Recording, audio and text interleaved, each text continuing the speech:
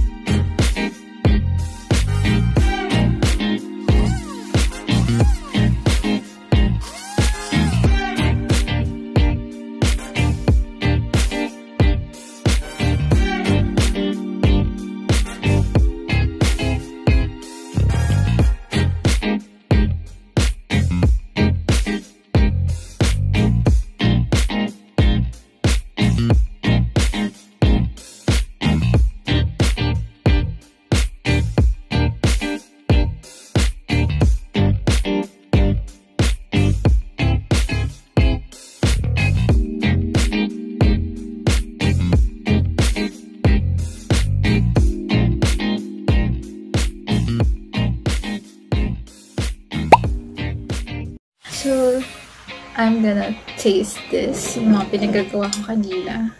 Kung edible ba siya. So, we have here chili flakes, chili paste, and yung chili garlic oil.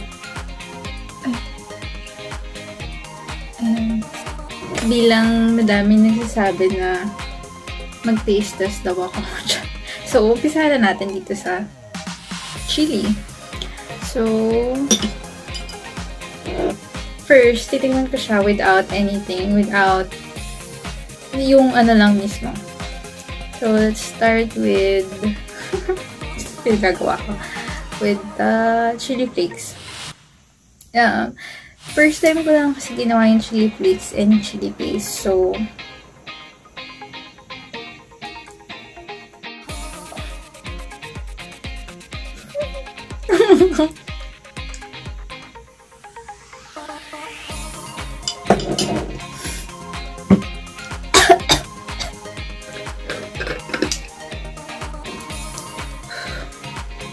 and then, yeah, lasa naman siyang flakes yung nilalagay sa pizza, ganun, pasta.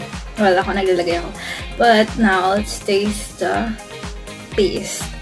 So, itong paste, medyo kinakabahan ako.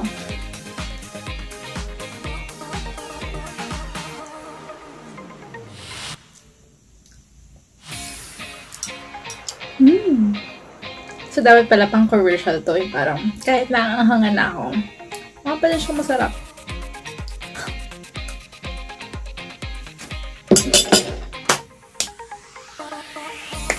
Last siyang chili paste. Ito pa ito ginagawa. So, baka sinasabi niyo wala akong kinakain, nasa ilalim siya. Kaya hindi siya masyadong super spicy.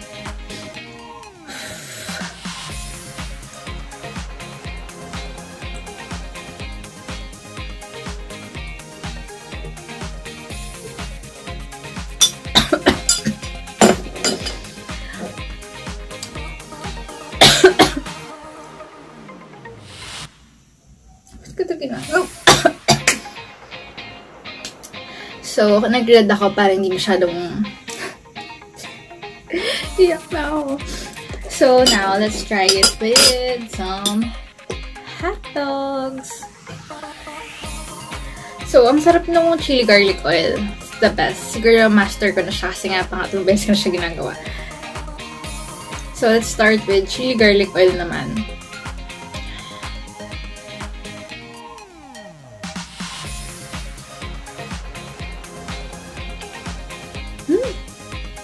Sarap ng hotdog. And then, chili flakes. Ayan, meron siya. Hindi ko alam kung nag-focus siya. So, kainin ko na lang.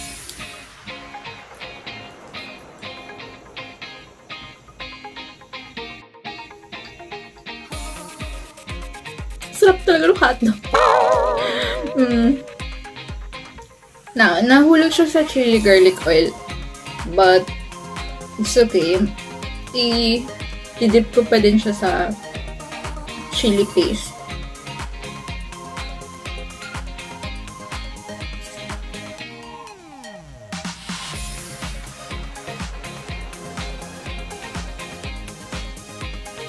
Yeah, it's yummy. Yeah. Sarap siya. Siyempre ako mo.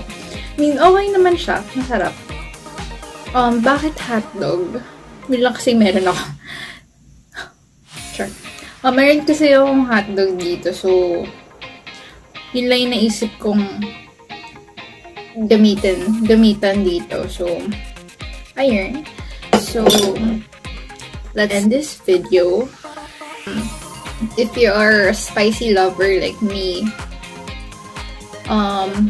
ang pinaka-maanghang for me dito is yung chili flakes. I'm not sure, baka kasi ito yung una kong tinikman.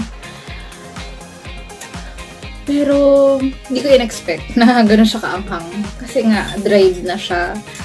And, wala lang. Akala ko siya maanghang. Pero, ganun eh. Paano Ayan, basta anyway. Yeah. So, for me, ang pinakamaanghang is this one. Yung chili flakes. And then, siguro yung chili paste. And then, last yung chili garlic oil. Kasi, siguro kasi pure sila. Wala akong masyadong inad, aside from vinegar.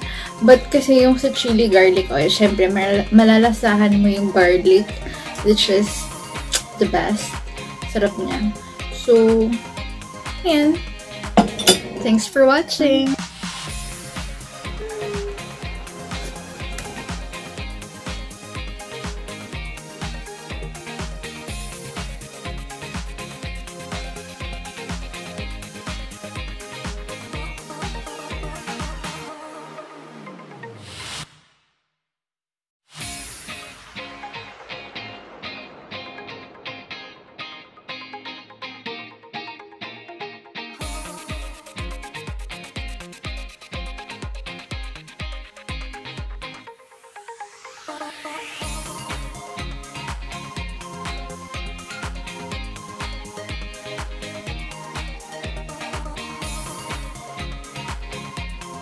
Thanks for watching.